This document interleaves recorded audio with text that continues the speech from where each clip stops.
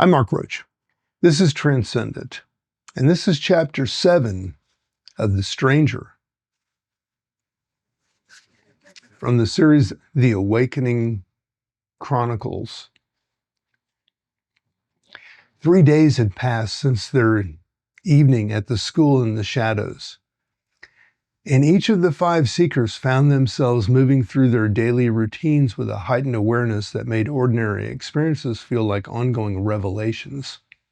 The tools they had crafted, Maya's harmonic instrument, Elena's pattern lens, Leo's universe canvas, Tariq's joy-sorrow figure, and Joe's service cup, had become constant companions, tangible reminders of the deeper reality they were learning to navigate. It was Maya who first noticed the dreams. She woke each morning not with the usual disorientation of sleep broken, but with vivid recollections of landscapes that she had never seen but somehow recognized. Rolling hills that hummed with musical frequencies, forest where each tree sang a different note in an ongoing symphony, desert spaces where silence itself had texture and weight, ocean shores where waves carried whispered messages from distant continents. At first, she assumed these were simply the byproducts of an imagination stimulated by their recent experiences, but when she mentioned them to Joe during her morning coffee run, she discovered that he too had been experiencing unusual, vivid dreams. His involving vast kitchens where he prepared meals for thousands, each dish infused with specific qualities of comfort, healing, or awakening. It's like I'm learning to cook with intentions instead of just ingredients, Joe explained as he prepared her usual order with heightened attention that had become his signature since their awakening began. Last night I dreamed I was making soup that could heal homesickness and bread that could help people remember their childhood hopes. Elena arrived at the cafe just as Joe was describing his dreams, her own scientific skepticism warring with growing excitement. I've been having them too, she admitted, sliding into the booth beside Maya, but mine are different. Mathematical landscapes where equations bloom like flowers, laboratories where I'm researching the physics of consciousness itself. Within the hour, Leo and Tariq had joined them, each reporting their similar experiences. Leo's dreams involving painting with light itself as canvases made of living sky. Tariq found himself performing comedy for audiences that included not just humans, but trees, animals, and what seemed to be embodied emotions. Fear and joy sitting in the front row, laughing together at jokes about the absurdity of taking themselves too seriously. It's not random, Elena said, studying the notes that she had been taking in her journal. The dreams started the same night we left the school, and they were getting more detailed, more coherent, and it's as if we're all exploring the same territory from different perspectives. Before any of them could respond, the cafe door chimed, and the stranger entered with unhurried presence that they'd come to associate with moments when their education was about to take another significant leap forward. Ah, he said, approaching their table with a smile that suggested that he had been expecting exactly this conversation. You've begun to explore the territories. Territories, Maya asked, though something in her understood what he meant before he answered. The inner landscapes, the stranger explained, settling into the chair they somehow knew to save just for him. The domains of consciousness that exist beyond the reach of ordinary awareness. What you call dreams are actually journeys into regions of yourself that can only be accessed when the analytical mind steps away or aside. He reached into his coat and withdrew a book, unlike any that they'd ever seen before. Its cover seemed to be made of the same material as the night sky, deep, dark, but filled with points of light that moved slowly across its surface like distant stars. When he opened it, the pages revealed not text but three-dimensional maps that seem to extend infinitely into the book's interior. This, he said, is the book of inner maps. It charts the territories that exist within every conscious being, landscapes of memory and possibility, regions of fear and desire, continents of wisdom and confusion. Tonight, you will learn to navigate these spaces deliberately with full awareness of where you are going and why. Elena leaned forward, her scientific training demanding specificity. You're talking about states of consciousness that can be mapped and explored systemically. Well, not states, the stranger corrected gently. Places. Consciousness is not a condition, but a geography. It's vast and varied, just as any physical continent. Just as explorers once mapped the outer world by sailing unknown seas and climbing unmapped mountains, you will map the inner world by journeying through the landscapes of your own awareness. Leo studied the moving maps in the open book, his artist eye tracking the fluid boundaries between what appeared to be different climate zones of the psyche. How do we know we're not just making it up, imagining things that don't actually exist? The stranger's smile deepened. How do you know that any map corresponds to actual territory? You test it by using it to navigate, to see whether it helps you reach your intended destination. These inner maps have been tested by thousands of travelers over thousands of years. They work because they describe something real, the actual structure of consciousness itself.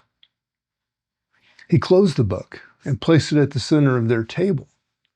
Tonight, when the city sleeps and the boundaries between inner and outer become most permeable, you will meet me in the place where all journeys begin, the alcove of beginnings.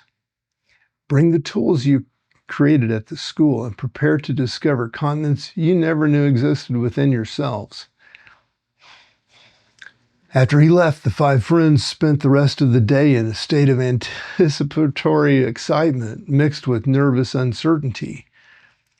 They went about their usual activities, Joe serving coffee with his customary newfound presence, Maya busking on her favorite corner with music that seemed to emerge from deeper wells of inspiration, Elena conducting research that felt more like exploration than analysis, and Leo creating sketches that captured not just appearances but the essence of what he observed. Tariq crafting jokes that served as bridges between people rather than barriers. But beneath their surface activities, each felt the pull of something vast and unknown calling to them from within. The alcove of beginnings. As darkness settled over the city, they found themselves drawn once again to the school in the shadows. This time, not as tentative visitors, but as students returning to familiar ground. The iron gate recognized them now, swinging open at their approach, and the spiral courtyard welcomed them with a warm glow of lanterns that seemed to burn with enthusiasm for their continued education.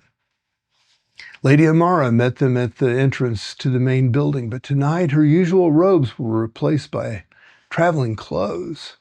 Sturdy boots, a cloak with many pockets, and a staff that seemed to be carved from crystallized starlight. "Welcome, travelers," she said, and the word carried a new weight now that they understood it literally. Tonight, you leave behind the solid ground of ordinary reality and learn to navigate by landmarks that exist only in the realm of consciousness itself. She led them not to the familiar halls where they had studied before, but down a corridor they had never seen, one that descended gradually into the earth beneath the school.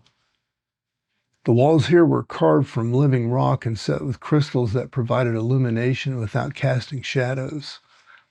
The air grew warmer as they descended, carrying scents of earth and growing things, as if they were approaching an underground garden.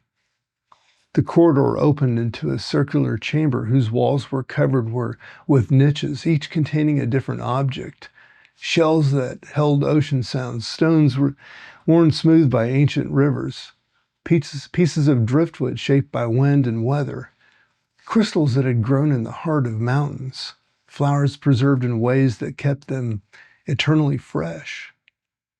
At the center of the chamber stood a simple wooden table on which rested the Book of Inner Maps, open now to reveal the three-dimensional representation of what appeared to be a vast continent with regions labeled in flowing script. The Valley of Forgotten Dreams, the Forest of Childhood Memories, the Desert of Questions Without Answers, the Mountains of Deepest Fear, the Ocean of Infinite Possibility. The stranger stood beside the table, but he was dressed differently tonight also. Not in his usual weathered coat, but in clothing that seemed to shift and change as they watched, sometimes appearing as the garb of an ancient traveler, sometimes as the robes of a scholar, sometimes as the simple clothes of someone who belonged everywhere and nowhere. The inner world, he said, as they gathered around the table, is not a metaphor, but geography. The landscapes you will explore tonight exist as surely as any mountain range or ocean, though they are made up of consciousness rather than matter. Every human being carries these territories within themselves, but most never learn to navigate them consciously. He gestured to the moving map, where tiny figures could be seen traveling along roads that wound through various regions. Some people spend their entire lives lost in the Valley of Forgotten Dreams, never remembering what they came here to accomplish. Others become trapped in the forest of childhood memories, unable to move beyond patterns established in their earliest years. Still others wander in the desert of questions without answers, tormented by uncertainty and doubt. But you, Lady Amara added, are learning to be conscious travelers, able to visit any region of the inner world without being trapped there, able to gather the gifts that each landscape offers without being consumed by its challenges. Maya studied the map with growing excitement. The dreams we've been having, we were already exploring these places, weren't we? Indeed, the stranger confirmed, but tonight you will travel with intention rather than by accident, with guides rather than in confusion, with tools rather than empty hands. He indicated the objects they had brought, their harmonic instrument, the pattern lens, the universe canvas, the joy-sorrow figure, and the service cup.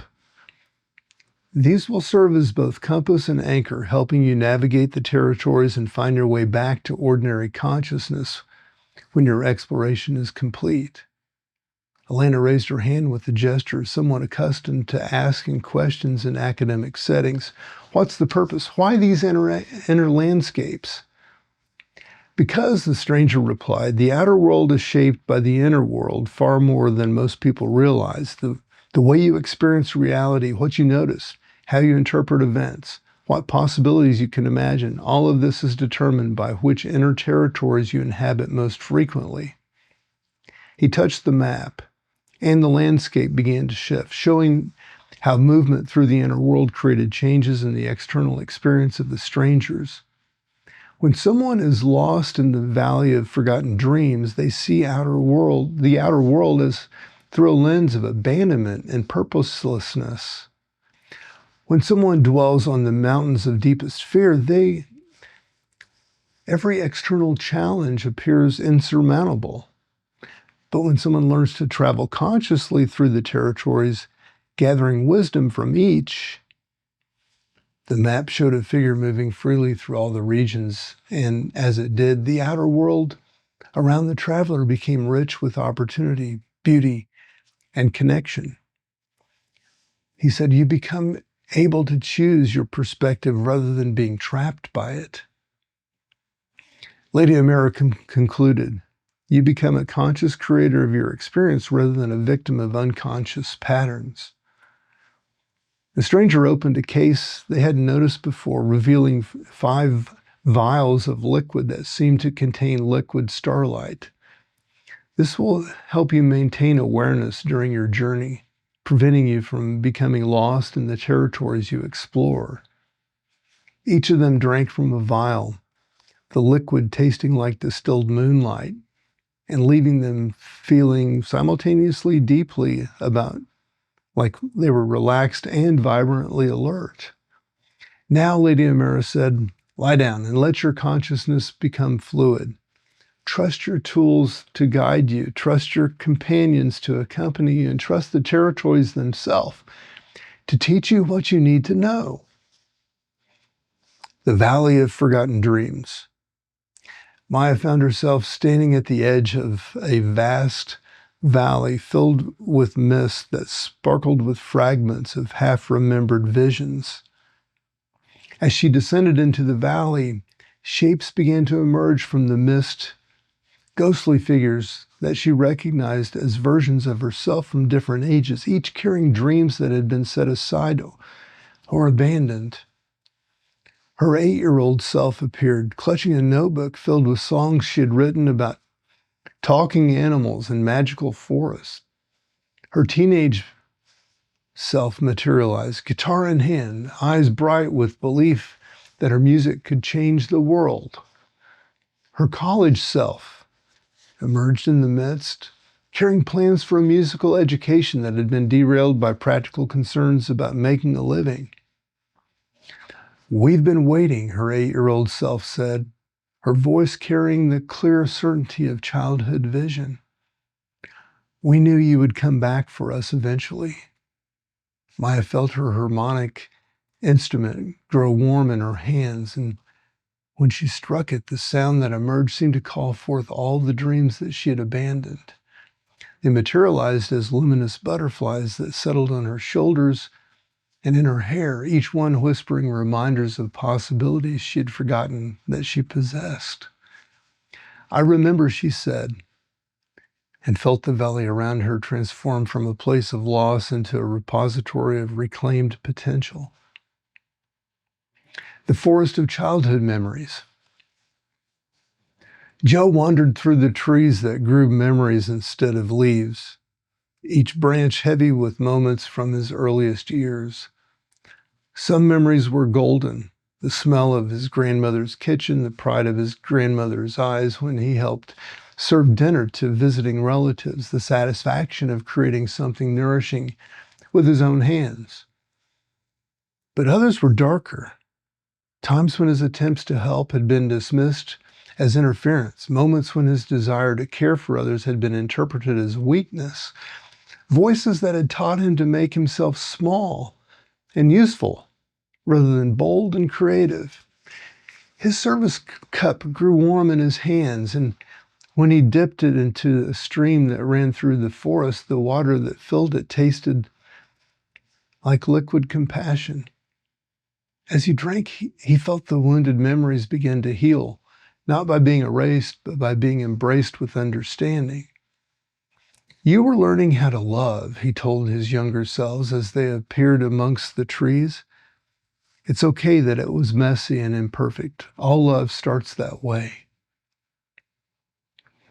The desert of questions without answers. Elena found herself in a vast expanse of sand where each grain was a question she had asked but never answered. Why do consciousness and matter interact? What is the purpose of suffering? How do we know anything is real? The questions swirled around her like sandstorms, threatening to overwhelm her with their relentless demand for resolution.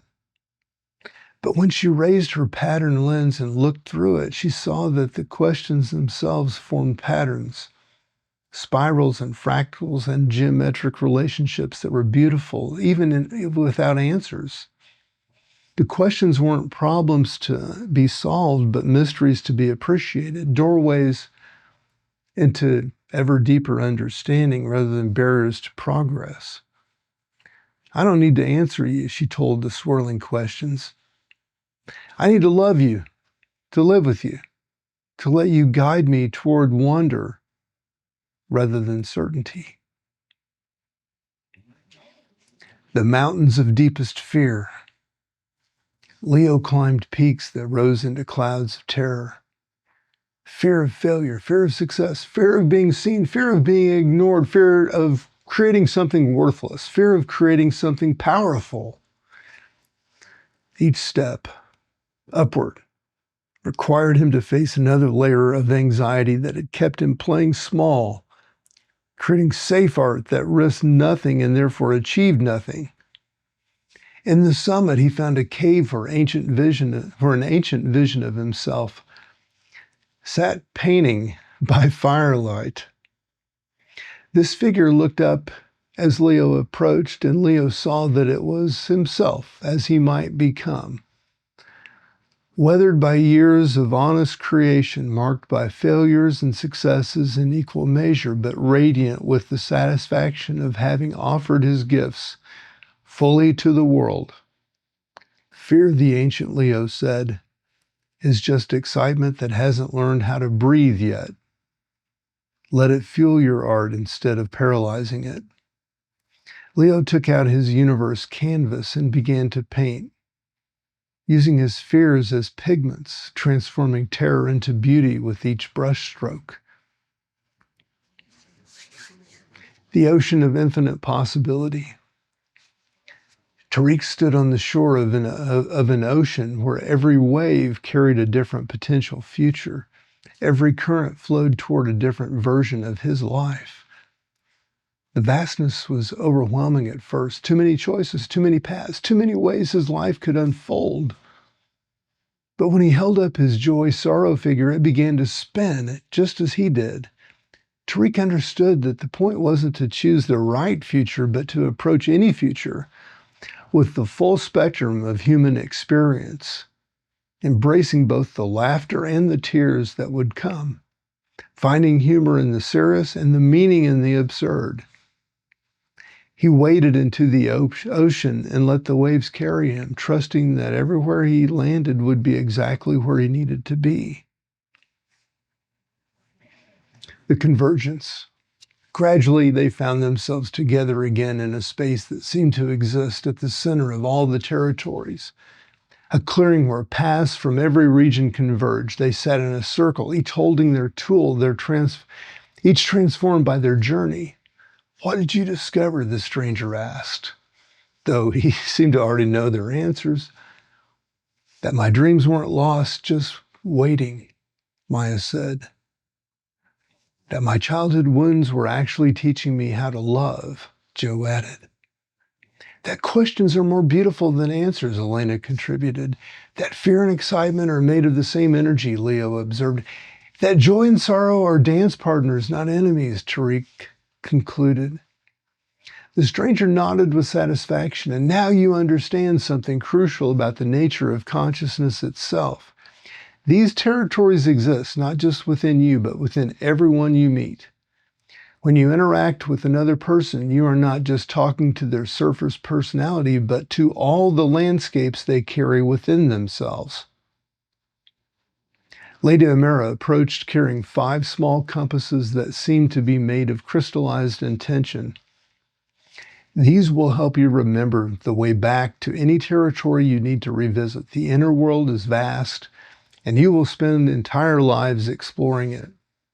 You will spend your entire life exploring it. But now, you know that you are explorers rather than prisoners.